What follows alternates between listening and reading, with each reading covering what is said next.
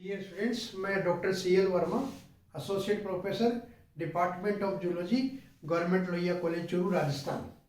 आज का अपना टॉपिक है सेंस ऑर्गन ऑफ पाइला। पाइला के अंदर अपन सेंस ऑर्गन पढ़ेंगे, स्वेदांग कौन कौन से पाए जाते हैं।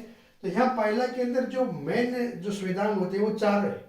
और एक तो स्पिरिडियम होता है, एक होता है स्टेटोसिस्ट, एक टेंटेकल्स होता है और एक होता है आइज। चार इसके अंदर स्वेदांग पाए जाते हैं। एक एक को लेते हैं अपन। सबसे पहले लेते हैं ओस्पिरिडियम को।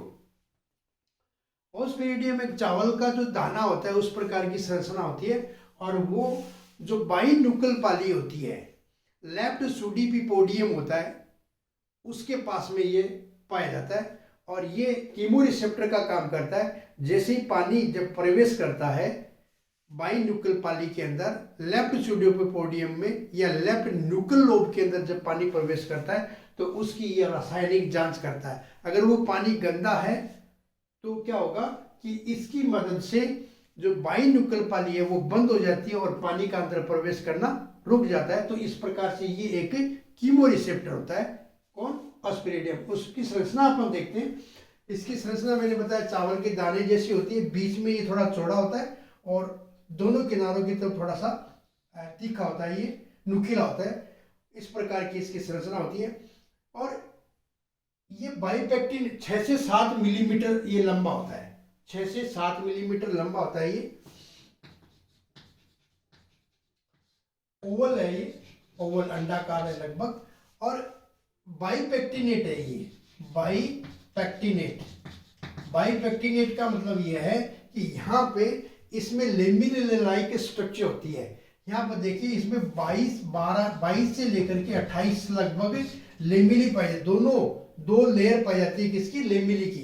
तो इसके अंदर ये दो लेमिली की लेयर पाई जाती है। तो इस प्रकार ये ऑस्पिरिडियम बाइन्यूक्ल पाली के ऊपर ये उसके आधार पे लगा रहता है। अगर इसका अपन टीएस देखें, इसका ऑस्पिरिडियम का, तो इसके टीएस में क्या है? 3 प्रकार की कोशिकाएं है। ये बाहर इसके ऊपर क्या होता है? एक तो एपिथेलियम होती है। उस एपिथेलियम के अंदर 3 प्रकार के सेल है। एक तो है सेंसरी सेल, जो इसके पूरी बाहरी परिधि के अंदर पाई जाती है। और उन सेंसरी सेल के बीच बीच में ये अपने दिखा रखा है, ये ग्लैंड सेल्स होती है। इस प्रकार से इसके अंदर बीच बीच में क्या पाई जाती है? ग्लैंड सेल्स पाई जाती है। इसके अतिरिक्त इसमें सीलिएटेड और नॉन सीलिएटेड सेल्स होती है। तो यहाँ पर देखिए, ये जो अपने दिखा रखी है ये क्या है? सीलिएटेड है, सीलिएटेड सेल्स है। ये सीलिएटेड सेल्स है। और ये जो बाकी बच गई ये पोर्शन में क्या है? नॉन सीलिएटेड सेल्स पाई जाती है। बीच में इसमें नर्व सेल्स दिखा रखी है अपन ने, और कनेक्टिव टिश्यू पाया जाता है। तो इस प्रकार से ये ऑस्पिरिडियम का टीएस है। अगर इसकी अपन हिस्टोलॉजी देखें तो इसमें 3 प्रकार की सेल्स है, सेंसरी सेल्स, ग्लैंड सेल्स, इसके साथ में सीलिएटेड और नॉन सीलिएटेड सेल्स पाई जाती है। तो ये इस प्रकार ऑस्पिरिडियम का टीएस अपन ने बनाया, और ये कीमोरिसेप्टर का काम करता है। उसके बाद में सेकंड देखिए, स्टेटोसिस्ट। हिंदी में इसका नाम है संतुलन पुट्टिका, यानी ये बॉडी का संतुलन बनाए रखता है। तो इसकी पोजीशन क्या होती है? जो फुट होता है, फुट के अंदर एक गैंग्लियन होता है जिसका नाम अपन ने बताया था पिडल गैंग्लियन। उस पिडल गैंग्लियन के साथ में कनेक्टिव टिश्यू के साथ में ये जुड़ा रहता है। यानी पिडल गैंग्लियन और इसके बीच में क्या पाया जाता है? Connective tissue. कनेक्टिव टिश्यू के द्वारा ये पिडल गैंग्लियन से जुड़ा रहता है, और इसका नाम क्या था? स्टेटोसिस्ट, संतुलन पुट्टिका होती है। तो इसमें बाहर ये कनेक्टिव टिश्यू का आवरण होता है, और अंदर क्या होता है? कैप्सूल होता है, गोल संरचना होती है, कैप्सूल। और उस कैप्सूल के अंदर सैंड पार्टिकल मान लीजिए, कैल्शियम कार्बोनेट के पार्टिकल मान लीजिए, वो पार्टिकल्स इसके अंदर भरे रहते हैं। उन पार्टिकल्स को बोलते हैं स्टेटोकोनिया, स्टेटोकोनिया। और इसके अलावा यहाँ पे के छोटे छोटे रोम पाए जाते हैं। इस प्रकार से ये रोम पाए जाते हैं। ठीक है। अब जंतु जब पानी के अंदर तैरता है या जब पानी के अंदर चलता है, तो उस समय मान लीजिए वो थोड़ा सा टिल्ट हो जाता है, टेढ़ा हो जाता है। तो क्या होगा? ये जो पार्टिकल्स जो है कैल्शियम कार्बोनेट की, ये भारी है, तो ये पार्टिकल्स इन हेयर्स के ऊपर गिरते हैं। तब जब इनके ऊपर गिरेंगे हेयर्स के ऊपर, तो इनको क्या मिल जाएगा, एक स्टिमुलस मिल जाएगा, इनको एक उद्दीपन मिल जाएगा। तो इनमें क्या होगा, एक आवेग उत्पन्न होगा। किनमें, इन रोम लाइक संरचना के अंदर एक आवेग उत्पन्न होगा, एक इंपल्स उत्पन्न होगी, इंपल्स जनरेट होगी, और वो इंपल्स बाद में क्या, इस तंत्रिका कोशिका के द्वारा और तंत्रिकाओं के द्वारा, और वो बाहर सेरिब्रल गैंग्लियन तक जाती है, और जंतु को, एनिमल को, पाइला को यह आभास होता है कि मैं थोड़ा सा इम्बैलेंस हूं या टिल्ट हूं, तो वो अपने आप को सीधा कर लेता है। तो ये एक तरीके से इसका बैलेंस बनाने का कार्य करता है कि क्योंकि यहाँ क्या कैल्शियम कार्बोनेट के पार्टिकल है और ये रोम लाइक स्ट्रक्चर है, टेंटेकल, छोटे छोटे छोटे टेंटेकल्स होते हैं।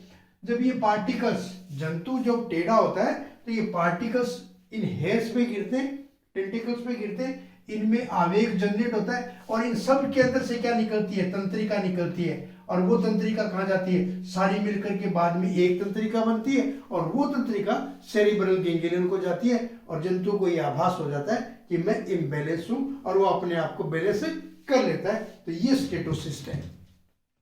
थर्ड जो है वो है टेंटेकल।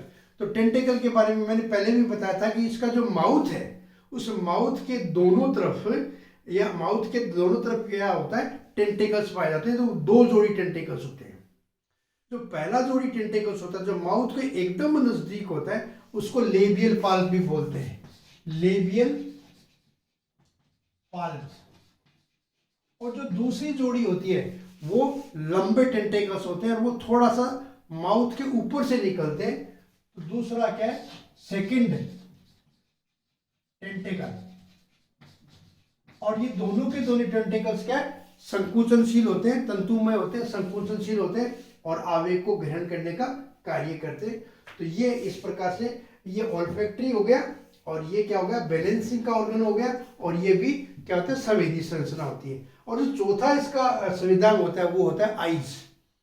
तो डायग्राम में भी आपने देखा होगा कि पाइला के अंदर दोनों साइड में दो ब्लैक कलर की आइज निकली रहती है, और वो आइज एक स्टाक के ऊपर होती है। इस प्रकार से एक स्टाक होता है, और उस स्टाक के ऊपर ये आई लगी रहती है। तो दो इसमें आई होती है, एक जोड़ी मान लीजिए, या दो आई होती है जो माउथ के दोनों तरफ लगी रहती है। और इसकी संरचना देखें तो इसमें आई के अंदर सबसे ऊपर बाहर की तरफ क्या पाया जाता है, कॉर्निया होता है, कॉर्निया। और एक कप लाइक संरचना है इसके अंदर जिसको बोलते हैं ऑप्टिक वेसाइकल। और इस ऑप्टिकल साइकिल के बीच में ऊपर की तरफ एक बड़ा सारा लेंस पाया जाता है, और इस लेंस के चारों तरफ ये पाई जाती है कॉर्निया। ये क्या है, सॉरी, रेटिना पाई जाती है, इसके चारों तरफ रेटिना पाई जाती है। लेकिन एक भाग इसका छूटा होता है जहां पर रेटिना नहीं होती, वो वाला पोर्शन क्या कराता है, इनर कॉर्निया। यानी बाहर मोटा सा क्या है, कॉर्निया, फिर है ऑप्टिक वेसाइकल, अंदर एक बड़ा काचाब लेंस पाया जाता है, और लेंस के ऊपर जो सेल होती है वो है रेटिना। लेकिन जिस पोर्शन पे रेटिना नहीं होती है, वो पोर्शन के ऊपर जो लेयर होती है उसको बोलते हैं इनर कॉर्निया। और यहाँ इन सारी की सारी रेटिनाओं से जो कोशिका निकलती है और उनसे जो तंत्रिका निकलती है, वो सारी की सारी तंत्रिका वो ब्रेन को जाती है और देखने का आभास होता है। परंतु पाइला के अंदर ये जो आई है वो देखने में ज्यादा हेल्प नहीं करती, केवल प्रकाश की तीव्रता को नापने का काम करती है। प्रकाश की तीव्रता इसके द्वारा नापी जाती है, देखने में बहुत कम हेल्प करती है। तो इस प्रकार से इसके अंदर आई पाई जाती है।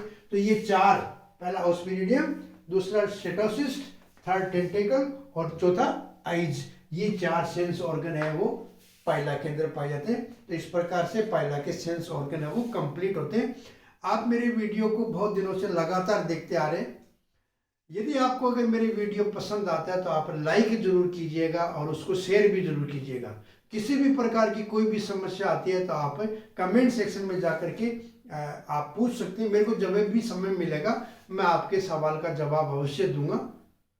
तो आप लगातार वीडियो देखते रहिए, और वीडियो जब भी आप देखें तो आप उसको क्रम से देखें, क्योंकि पहले सबसे मॉर्फोलॉजी, उसके बाद में इंटरनल एनाटॉमी।